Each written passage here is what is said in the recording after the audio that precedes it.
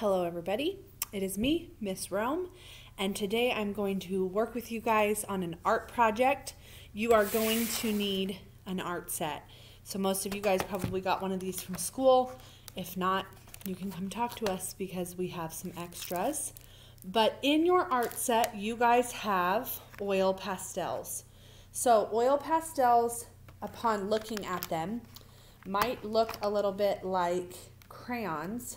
Ugh, I don't really want to get it stuck in my fingernails. They might look like crayons, but they are not. They are these small ones that have flat tops. And oil pastels spread differently on your paper than a crayon, and they will leave a residue. So one of the things that you can do with an oil pastel is that you can scribble in like a wide scribble pattern and then use your finger to smear it out. So you need your art set, you're going to need a black marker, you're going to need a ruler, and you're going to need paper towel.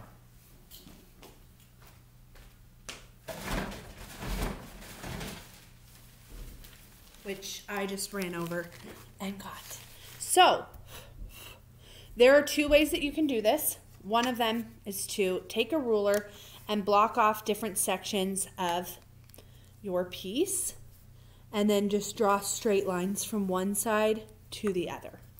I like these washable markers because then if they get on your surface, you can just rub them right off. You can then take your ruler and cross from one side to another. And another option that you can do, so I'm going to do both in the same piece. So right there I have just some random lines, is to make your initials into your art. So I'm going to take, my initials are H-E-R. My first name is Heather. Some of you guys might not know that. So I'm going to take my ruler and I'm going to make my H very precisely. So there is my H. And then I'm going to give a little bit of space, make my wall for my E. Oops, I did not scoot my ruler over enough. Connect those lines there. And then I'm going to take my H line. I'm going to make my E the same, and then I'm going to connect my bottom line. It needs to be a teeny bit longer, and my very top line, but I'm going to flip this over, it'll be easier to see. So now I have my E. My middle name is Elizabeth. If I remember correctly, I was named after my great-grandma. And then for the R, I just need it to be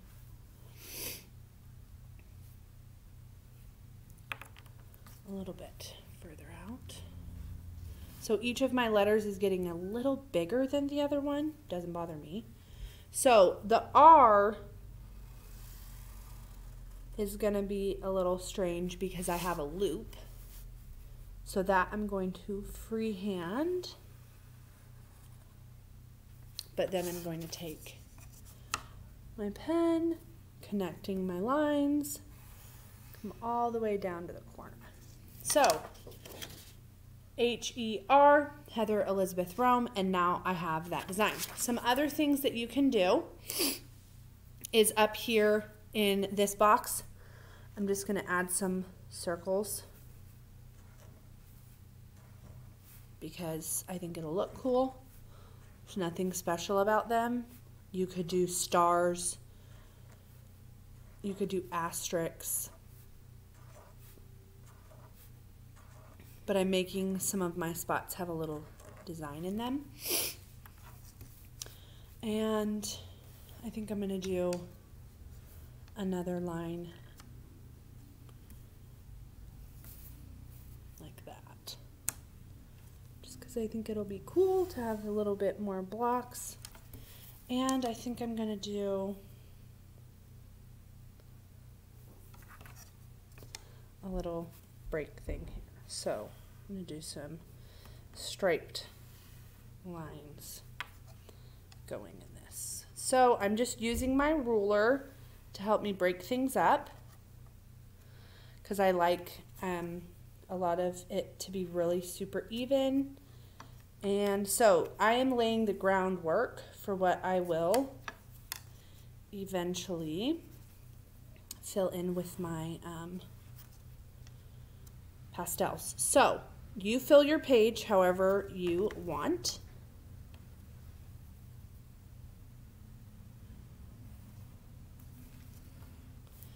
And then once you're ready, you'll be able, so I have just some other little random designs in here. And then what I'm going to do is I'm going to take my pastels. Actually, I'm going to fill my black circles in. That's one more step I want to do. So whatever you're doing, there may be spots that you want it to be filled with your marker because the pastel then won't cover that spot. Totally fine. Like I said, this is kind of just an exercise in you getting to make a line art. So one thing I really enjoy when I'm doing art is, one, you can still talk to people. So you could do this with a friend over and the two of you guys could work on this together and you're still getting to have a conversation, but you're also getting to express a little creativity. You could turn on music, put in headphones, listen to a podcast, something like that. So I'm just going to go through and I'm going to use an alternating pattern in my block here that I have. I did that ruler sectioning. So I'm going to have an alternating pattern of light pink and I don't know, I'll figure it out as I go. So again, if you don't like how it's working, you can always just smear it with your finger a little bit, spread it out, and then rub that on a paper towel. The other thing with pastels is you can put them down and then you can use your fingernail or something like the side of a coin or something sharp kind of like that with a flat edge, and you can scrape some of it off. So you can have your own, you can kind of change the colors that way. I've seen it where people, they paint one, or like they put down one pastel and then they put another one on top and then they spread them. Kind of, you can blend that way. So they do, these ones kind of rub out really similar to a crayon. They're a little bit more crumbly than a crayon, which is why I keep blowing. Also, I would recommend that if you have bigger chunks, running your fingernail over them instead of just trying to blow on them, because they can get stuck and then smear the color in a different spot than what you want, than where you want it to be. So just continue filling all this in, and you're gonna use whatever colors you want. I don't know, this light pink was the first one that came out, and then I actually really liked it. I will say this is the color, and then the color comes out on the paper very differently. So I do feel that you might maybe want to use a scratch paper and see what your colors are.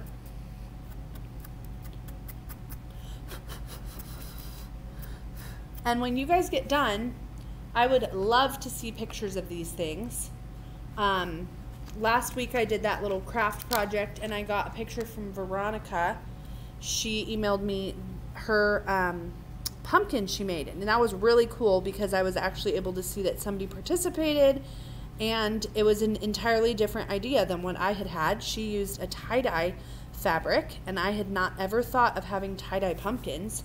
I kind of stick more to traditional colors on things a lot of times, although I do have a plaid pumpkin. But I really liked that she used the tie-dye because it kind of made it so that I was like, oh, that could be out way more than just in the fall. You could have that out all year long. So I thought it was a really cute idea, and I really liked getting that contact. And the other thing that's fun about this is I don't get to spend a ton of time teaching the 6th grade students, and then next year you guys will move up with me, And so sometimes the kids, I don't really get to know kids very well until they move into my class, especially during distance learning. But getting those little short emails like that, that was a cool way for me to get to know a little bit more about Veronica and her family. She told me that her family have a ton of tie-dye stuff. So that was cool. I've always really liked tie-dye. I think it's super fun. So yeah. Anytime you guys want to send me some art, or if you do the cooking video with us, I would love to see it. And you know what? I'm seeing this one corner here, and I'm going to add a couple of my dots to that corner because I just feel like they fit. Because then it looks like this corner is all part of something. So that's kind of the big thing with the pastel. I do want to tell you, I think that there's a way, if you do them fairly lightly, that you're able to smear them. So I'm going to try and demo that real quick. So I'm putting down the red, but I'm not pushing down at all. And I'm doing kind of big strokes with the color, so there will be a lot of room for my secondary color to fit in there. I don't really want it to be, there not to be any room for, I think I'm going to do purple. And I don't want it to be no room for purple in here. I want there to be some space. So if you see how I'm coloring this in, I'm leaving some space in there. And it goes right on top of my black dots, and it doesn't cover them up. So that's actually really cool too. So I just did my red layer, and I now see there isn't really a purple, so I'm going to do the blue on top of it and kind of make a purple color. So smearing those together, or I'm sorry, adding them on top of each other, not really smearing yet. But once I do this,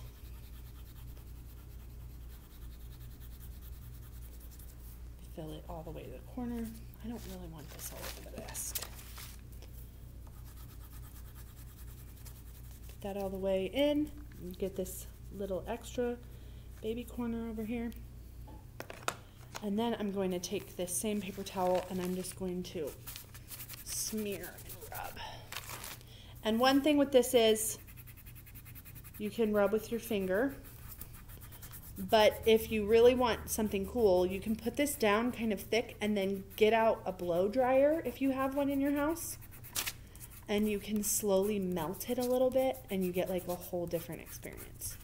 I don't have a blow dryer here at school, so I can't demo that for you.